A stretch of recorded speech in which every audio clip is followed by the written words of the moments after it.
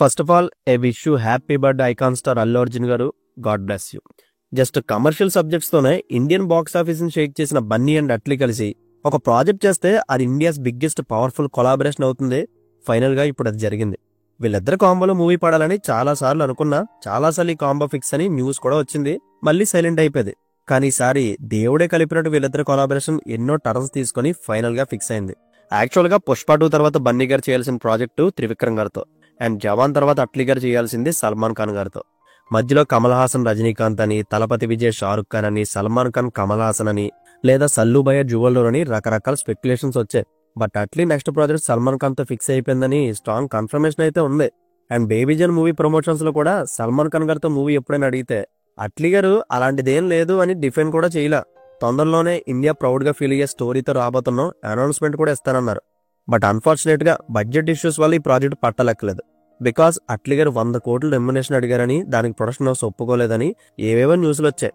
But అది process అవ్వకపోవడానికి 2 కారణాలు అయితే ఉన్నాయి. ఒకటి లాజిస్టికల్ ఇష్యూస్, 2 కాస్టింగ్ సెట్ అవ్వకపోవడం. ఎందుకంటే ఇది మల్టీ స్టారర్ ప్రాజెక్ట్ అని టాక్ ఉంది. సో సల్మాన్ ఖాన్ గారితో మల్టీ స్టారర్ చేయడానికి కాంబో సెట్ అవ్వకపోవడం వల్ల ఈ కాంబో సెలవు అయిపోయింది అంటున్నారు. ఇప్పుడు అదే ప్రాజెక్ట్ లోకి బన్నీ గారు మల్టీ స్టారర్ కాకుండా డ్యూవల్ రోల్ తనే చేయడానికి అగ్రీ అవడంతో ఇమీడియట్ గా ఇది ఓకే అయిందంట. లేదా ఫర్దర్ గా ఇంకెవరైనా యాడ్ అవుతారేమో చెప్పలేం. ఇప్పుడున్న సోర్సెస్ ప్రకారం బన్నీ డ్యూవల్ రోల్ చేసే అవకాశం ఉంది. దీనికి వై డ్యూవల్ రోల్ అంటే, ఇది ప్యారలల్ యూనివర్స్ కి సంబంధించిన స్టోరీ, సైఫై టైప్ కాన్సెప్ట్.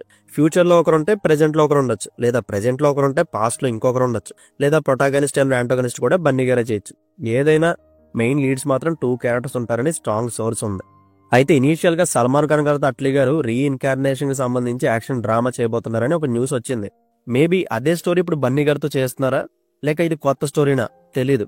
నేనైతే సల్లుబాయ్తో చేయాలనుకున్న కాన్సెప్టే బన్నీ గారితో చేస్తున్నారు అనుకుంటున్నా. ఎందుకంటే ఒకే టైంలో 2 డిఫరెంట్ స్టోరీస్ ని డెవలప్ చేయాలంటే చాలా కష్టం కదా. శంకర్ గారు ఇండియన్ 2 గేమ్ చేంజర్ ఒకేసారి తీసినట్టు ఉంటది. బట్ ఏదైతేనే కాంబో మాత్రం ఫిక్స్ అయిపోయింది. జస్ట్ అనౌన్స్మెంట్ తోనే ఇది బ్లాక్ బస్ట్ అవుతుంది, మిస్ అయ్యే ఛాన్సే ఉండదని నాకు గట్ ఫీలింగ్. ఎందుకంటే బ్లైండ్ గా ఒకటే ఫాలో అవుతా బన్నీ గారి స్క్రిప్ట్ జడ్జిమెంట్ ని. ఆయనకి ఎప్పుడు ఎలా ఏం చెయ్యాలో చాలా బాగా తెలుసు.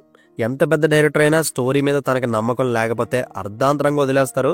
మొహమాటానికి ఒప్పేసుకుని తర్వాత చేతులుగాలేక బర్ణాలు పూసుకోవడం ఆయనకి చేత కాదు. ఆల్రెడీ పాస్ట్ లో కొన్ని దెబ్బలు కూడా పడ్డాయి. అందుకే ప్రెజెంట్ తెలుగు ఇండస్ట్రీలో ఏ స్టార్ హీరోకి లేనంత హిట్ పర్సంటేజ్ ఆయనకు ఉంది. టాప్ లో ఎలా ఎదగాలో ఆయనకి తెలిసినంత బాగా ఎవరికి తెలియదని చాలా గట్టిగా నమ్ముతాను నేను. అది ఫస్ట్ మూవీ నుంచి 21st ఫిలిం వరకు ఆయన జర్నీయే మాట్లాడుతుంది. సబ్జెక్ట్ వైజ్, క్యారెక్టరైజేషన్ వైజ్ తన ప్రతి సినిమాతో స్టెప్ బై స్టెప్ ఎదగడానికి ప్రయత్నిస్తూనే ఉంటారు. స్క్రిప్ట్ మీద ఆయనకున్న ఇమ్మెన్స్ నాలెడ్జ్ అలాంటిది. ఈవెన్ అట్లీ గారు కూడా తన ఫస్ట్ సినిమా నుంచి ఇప్పటి వరకు ఫ్లాప్ అనేది చూడలేదు. ఒక సింపుల్ కమర్షియల్ స్టోరీని ఆడియన్స్ కి నచ్చే విధంగా ఎలా బ్లెండ్ చేయాలో, స్క్రీన్ ప్లేని ఎంత ఎంగేజింగ్ గా చెప్తే ఇంప్రెస్ అవుతారో క్లియర్ గా తెలుసు ఆయనకి. హార్డ్ హిట్టింగ్ మూవ్మెంట్స్ ని, కమర్షియల్ హైస్ ని చాలా బాగా డీల్ చేయగలుగుతారు. అయితే అట్లీ గారి మూవీస్ ని క్రిటిసైజ్ చేసే వాళ్ళు కూడా ఉంటారు. బట్ వాళ్ళు తెలుసుకోవాల్సింది ఏంటంటే, ఒక రెగ్యులర్ స్టోరీ లైన్ తో కూడా ఆయన మంచి మార్కెట్ ని బిల్డ్ చేసుకున్నారు. తన సినిమాతో బ్యాంగర్ రెవెన్యూ రాబట్టగలరు, తన ఫేస్ వాల్యూతో ఆడియన్స్ ని థియేటర్కి రప్పించగలరు కూడా. ఇప్పుడు ఏ స్టార్ హీరో ఆర్ ప్రొడ్యూసర్ అయినా అట్లీతో ప్రాజెక్ట్ అంటే సంకలు గుద్దుకుంటూ వెళ్లాల్సిందే. ఒక్కో డైరెక్టర్ది ఒక్కో బలం ఉంటుంది. ఒకరి మేకింగ్ స్టైల్ ఇంకొకరికి రాదు. ఫస్ట్ ఇది క్రిటిసైజ్ చేసేవాళ్ళు తెలుసుకోవాలి. అందరూ రాజమౌళిలు అయిపోరు, అందరూ సందీప్ రెడ్డి వంగాలు అయిపోరు. అల్టిమేట్ గా రెవెన్యూ రాబడుతున్నారా, సక్సెస్ చూస్తున్నారా, అది మనకు కావాల్సింది. సో ఇలాంటి powerful mass hero and director కలిసి మనకి కమర్షియల్ హైస్ ఇస్తూనే ఒక కొత్త ప్రపంచంలో తీసుకెళ్ళడానికి సిద్ధమవుతున్నారు. ఈ సబ్జెక్టు అట్లీ గారి డ్రీమ్ ప్రాజెక్ట్.